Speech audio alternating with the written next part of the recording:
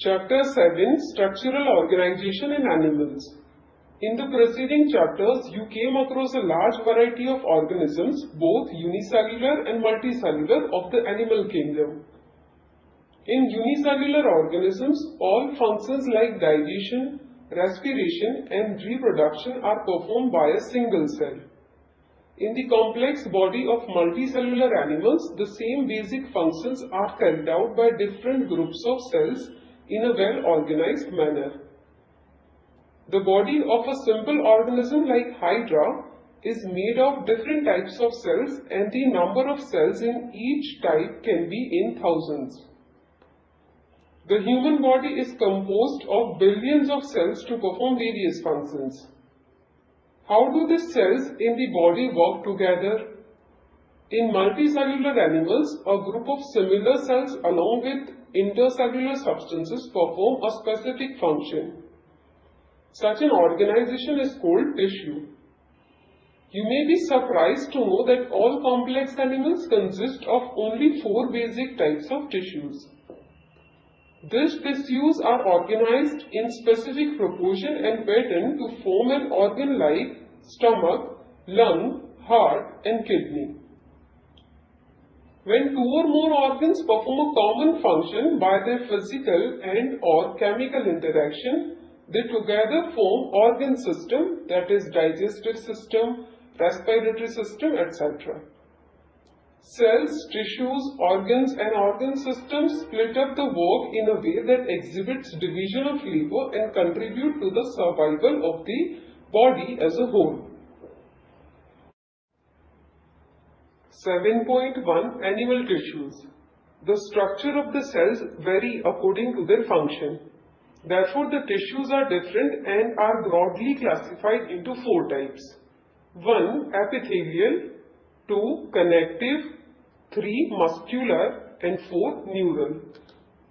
7.1.1 Epithelial tissue.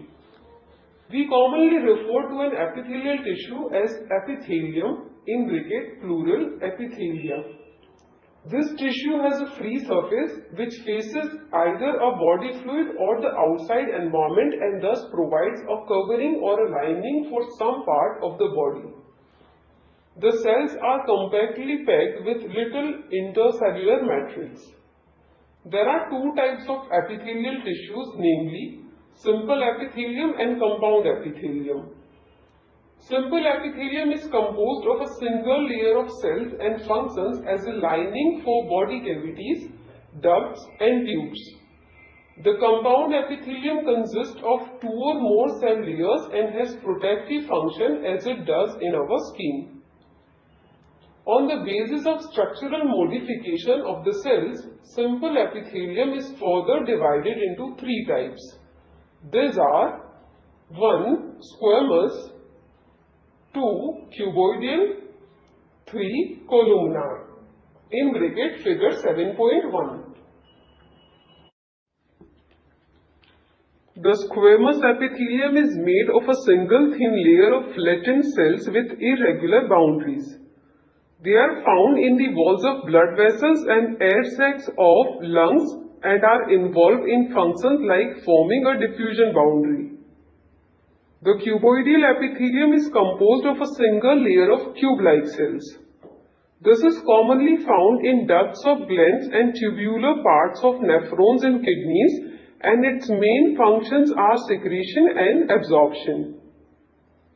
The epithelium of proximal convoluted tubule in bracket PCT of nephron in the kidney has microvilli. The columnar epithelium is composed of a single layer of tall and slender cells. Their nuclei are located at the base. Free surface may have microvilli. They are found in the lining of stomach and intestine and help in secretion and absorption. If the columnar or cuboidal cells bear cilia on their free surface, they are called ciliated epithelium. In bracket figure 7.1d. Their function is to move particles or mucus in a specific direction over the epithelium. They are mainly present in the inner surface of hollow organs like bronchioles and fallopian tubes. Some of the columnar or cuboidal cells get specialized for secretion and are called glandular epithelium. In bracket figure 7.2, they are mainly of two types: unicellular, consisting of isolated glandular cells, in bracket goblet cells of the alimentary canal, and multicellular, consisting of cluster of cells, in bracket salivary gland. On the basis of the mode of pouring of their secretions, glands are divided into two categories, namely exocrine and endocrine glands. Exocrine glands secrete mucus, saliva, earwax, oil, milk, digestive enzymes, and other cell products. These products are released through ducts or tubes. In contrast, endocrine glands do not have ducts. Their products called hormones are secreted directly into the fluid bathing the gland. Compound epithelium is made of more than one layer, in bracket multi-layered, of cells and thus has a limited role in secretion and absorption, in bracket figure 7.3. Their main function is to provide protection against chemical and mechanical stresses. They cover the dry surface of the skin, the moist surface of buccal cavity, pharynx, inner lining of ducts of salivary glands and of pancreatic ducts. All cells in epithelium are held together with little intercellular material. In nearly all animal tissues, specialized junctions provide both structural and functional links between its individual cells. Three types of cell junctions are found in the epithelium and other tissues. These are called as tight, adhering, and gap junctions. Tight junctions help to stop substances from leaking across a tissue. Adhering junctions perform cementing to keep neighboring cells together. Gap junctions facilitate the cells to communicate with each other by connecting the cytoplasm of adjoining cells for rapid transfer of ions, small molecules, and sometimes big molecules. 7.1.2 Connective tissue. Connective tissues are most abundant and widely distributed in the body of complex animals. They are named connective tissues because of the special function of linking and supporting other tissues or organs of the body. They range from soft connective tissues to specialized types, which include cartilage, bone, adipose, and blood. In all connective tissues except blood, the cells secrete fibers of structural proteins called collagen or elastin. The fibers provide strength, elasticity, and flexibility to the tissue. These cells also secrete modified polysaccharides, which accumulate between cells and fibers and act as matrix, in bracket ground substance. Connective tissues are classified into three groups. First, loose connective tissue. Second, dense connective tissue. And third, specialized connective tissue. Loose connective tissue has cells and fibers loosely arranged in a semi-fluid ground substance, for example, areolar tissue present beneath the skin. In bracket figure 7.4. Often it serves as a support framework for epithelium. It contains fibroblasts, in bracket cells that produce and secrete fibers, macrophages, and mast cells. Adipose tissue is another type of loose connective tissue located mainly beneath the skin. The cells of this tissue are specialized to store fats. The excess of nutrients which are not used immediately are converted into fats and are stored in this tissue. Fibers and fibroblasts are compactly packed in the dense connective tissues.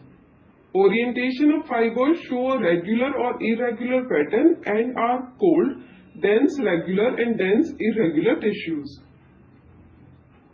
In the dense regular connective tissues, the collagen fibers are present in rows between many parallel bundles of fibers. Tendons which attach skeletal muscles to bones and ligaments which attach one bone to another are examples of this tissue. Dense irregular connective tissue has fibroblasts and many fibers, in bracket mostly collagen, that are oriented differently. In bracket figure 7.5. This tissue is present in the scheme. Cartilage, bones and blood are various types of specialized connective tissues. The intercellular material of cartilage is solid and pliable and resist compression. Cells of this tissue, in bracket chondrocytes, are enclosed in small cavities within the matrix secreted by them. In bracket figure 7.6a. Most of the cartilages in vertebrate embryos are replaced by bones in adults. Cartilage is present in the tip of nose, outer ear joints, between adjacent bones of the vertebral column, limbs and hands in adults. Bones have a hard and non-pliable ground substance rich in calcium salts and collagen fibers which give bone its strength. In bracket figure 7.6b. It is the main tissue that provides structural frame to the body. Bones support and protect softer tissues and organs. The bone cells, in bracket osteocytes, are present in the spaces called lacunae. Limb bones, such as the long bones of the legs, serve weight-bearing functions. They also interact with skeletal muscles attached to them to bring about movements. The bone marrow in some bones is the site of production of blood cells. Blood is a fluid connective tissue containing plasma, red blood cells, in bracket RBC, white blood cells, in bracket WBC, and platelets, in bracket figure 7.6c. It is the main circulating fluid that helps in the transport of various substances. You will learn more about blood in chapters 17 and 18. 7.1.3 Muscle tissue. Each muscle is made of many long cylindrical fibers arranged in parallel arrays. These fibers are composed of numerous fine fibrils called myofibrils. Muscle fibers contract, in bracket shorten, in response to stimulation, then relax, in bracket lengthen, and return to their uncontracted state in a coordinated fashion. Their action moves the body to adjust to the changes in the environment and to maintain the positions of the various parts of the body. In general, muscles play an active role in all the movements of the body. Muscles are of three types: skeletal, smooth, and cardiac. Skeletal muscle tissue is closely attached to skeletal bones. In a typical muscle, such as the biceps, striated, in bracket striped, skeletal muscle fibers are bundled together in a parallel fashion. In bracket figure 7.7a. A sheath of tough connective tissue encloses several bundles of muscle fibers. In bracket, you will learn more about this in chapter 20. The smooth muscle fibers taper at both ends, in bracket fusiform, and do not show striations, in bracket figure 7.7b. Cell junctions hold them together and they are bundled together in a connective tissue sheath. The wall of internal organs such as the blood vessels, stomach and intestine contains this type of muscle tissue. Smooth muscles are involuntary as their functioning cannot be directly controlled. We usually are not able to make it contract merely by thinking about it as we can do with skeletal muscles. Cardiac muscle tissue is a contractile tissue present only in the heart. Cell junctions fuse the plasma membranes of cardiac muscle cells and make them stick together. In bracket figure 7.7c. Communication junctions, in bracket intercalated discs, at some fusion points allow the cells to contract as a unit. That is, when one cell receives a signal to contract, its neighbors are also stimulated to contract. 7.1.4 Neural tissue. Neural tissue exerts the greatest control over the body's responsiveness to changing conditions. Neurons, the unit of neural system, are excitable cells. In bracket figure 7.8. The neuroglial cell, which constitute the rest of the neural system, protect and support neurons. Neuroglia make up more than one-half the volume of neural tissue in our body. When a neuron is suitably stimulated, an electrical disturbance is generated which swiftly travels along its plasma membrane.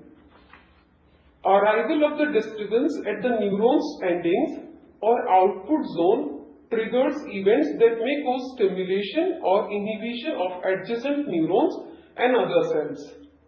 In bracket, you will study the details in chapter 21. 7.2 Organ and organ system. The basic tissues mentioned above organize to form organs, which in turn associate to form organ system in the multicellular organisms. Such an organization is essential for more efficient and better coordinated activities of millions of cells constituting an organism. Each organ in our body is made of one or more types of tissues. For example, our heart consists of all the 4 types of tissues, that is epithelial, connective, muscular and neural. We also notice after some careful study that the complexity in organ and organ systems displays certain discernible trend. This discernible trend is called evolutionary trend.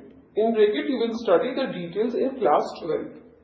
You are being introduced to morphology and anatomy of 3 organisms at different evolutionary levels to show their organization and functioning. Morphology refers to study of form or externally visible features. In the case of plants or microbes, the term morphology precisely means only this. In case of animals, this refers to the external appearance of the organs or parts of the body. The word anatomy conventionally is used for the study of morphology of internal organs in the animals. You will learn the morphology and anatomy of earthworm, cockroach and frog representing invertebrates and vertebrates. 7.3 Earthworm. Earthworm is a reddish-brown terrestrial invertebrate that inhabits the upper layer of the moist soil. During daytime, they live in burrows made by boring and swallowing the soil. In the gardens, they can be traced by their fecal deposits known as worm castings. The common Indian earthworms are Ferretima and Lumbricus. 7.3.1 Morphology. Earthworms have long cylindrical body. The body is divided into more than 100 short segments which are similar, in bracket metamorphs, about 100 to 120 in number. The dorsal surface of the body is marked by a dark median mid-dorsal line, in bracket dorsal blood vessel, along the longitudinal axis of the body. The ventral surface is distinguished by the presence of genital openings, in bracket pores. Anterior end consists of the mouth and the prostomium, a lobe which serves as a covering for the mouth and as a wedge to force open cracks in the soil into which the earthworm may crawl. The prostomium is sensory in function. The first body segment is called the peristomium, in bracket buccal segment, which contains the mouth. In a mature worm, segments 14 to 16 are covered by a prominent dark band of glandular tissue called clitellum.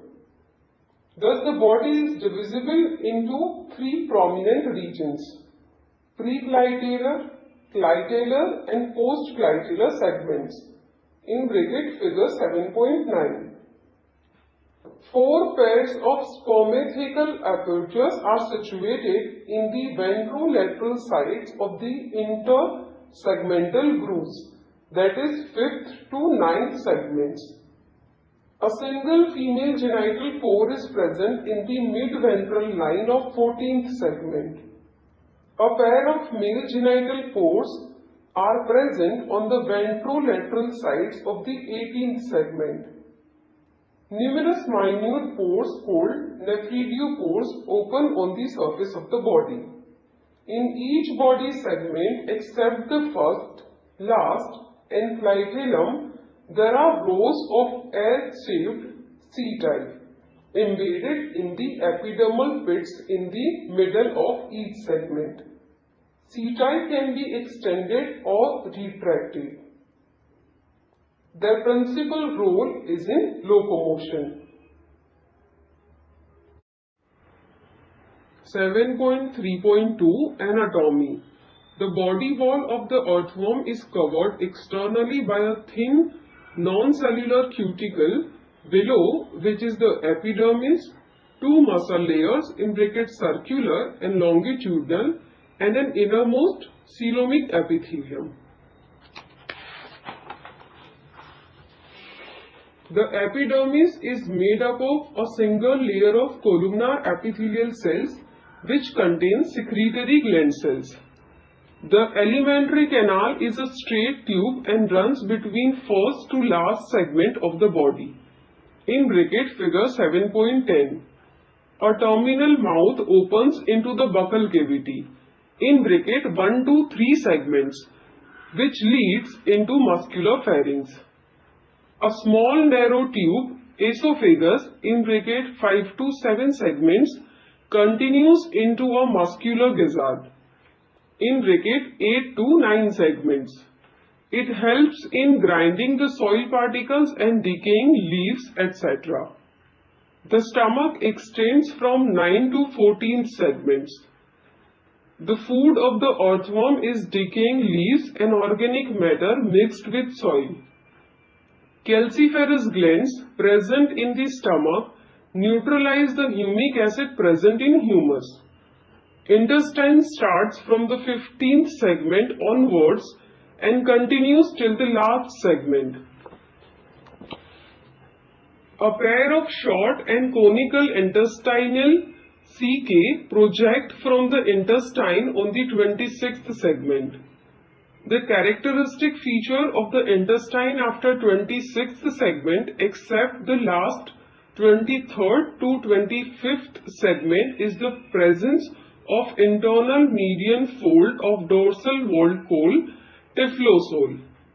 This increases the effective area of absorption in the intestine. The alimentary canal opens to the exterior by a small rounded aperture called anus.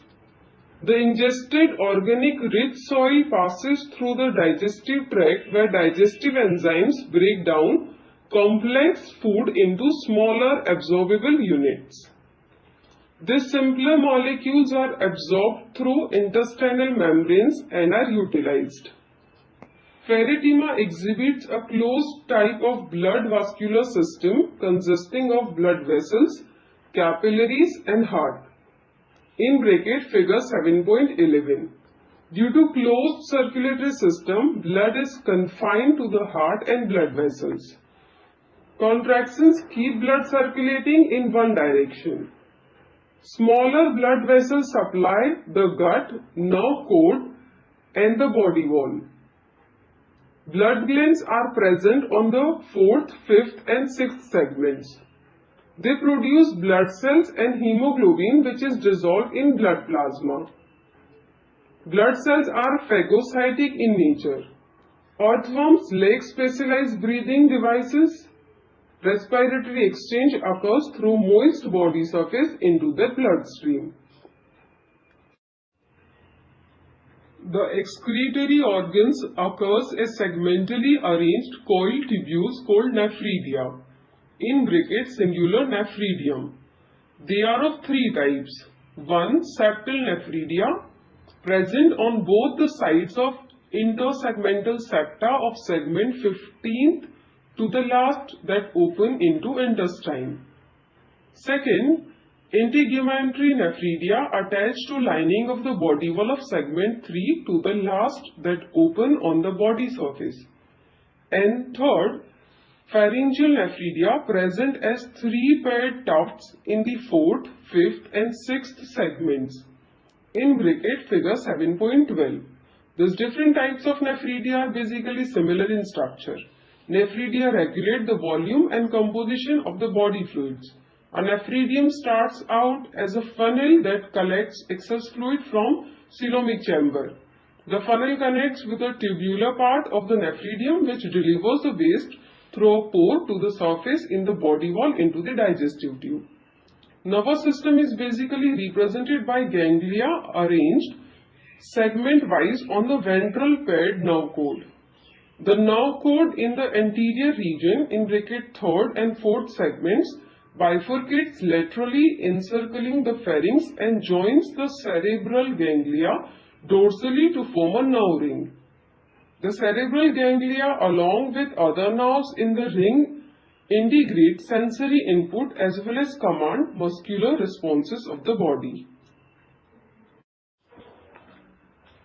Sensory system does not have eyes but does possess light and touch sensitive organs in bracket receptor cells to distinguish the light intensities and to feel the vibrations in the ground.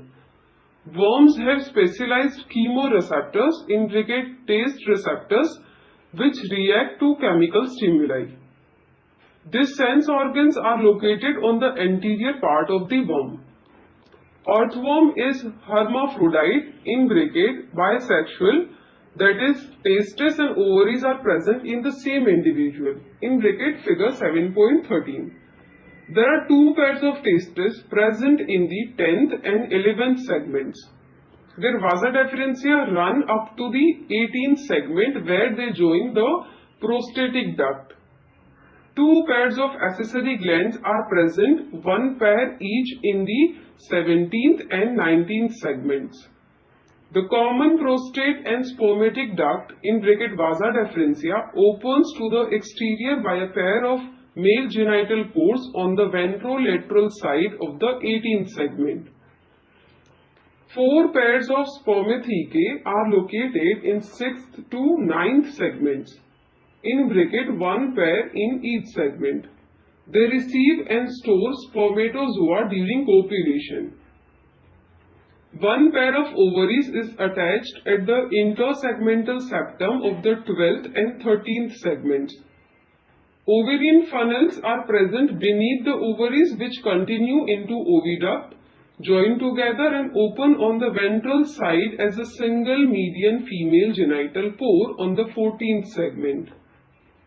A mutual exchange of sperm occurs between 2 worms during mating.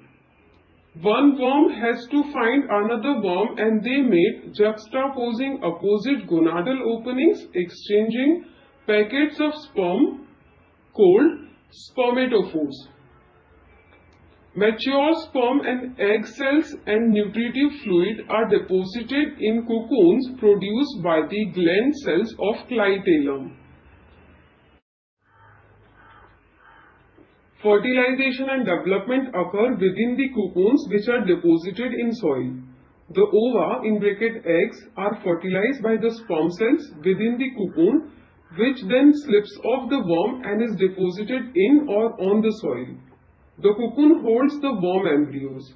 After about 3 weeks, each cocoon produces 2 or 20 baby worms with an average of 4. Development of earthworms is direct. That is, there is no larva formed. Earthworms are known as friends of farmers because they make burrows in the soil and make it porous, which helps in respiration and penetration of the developing plant roots. The process of increasing fertility of soil by the earthworms is called vermicomposting. They are also used as bait in game fishing.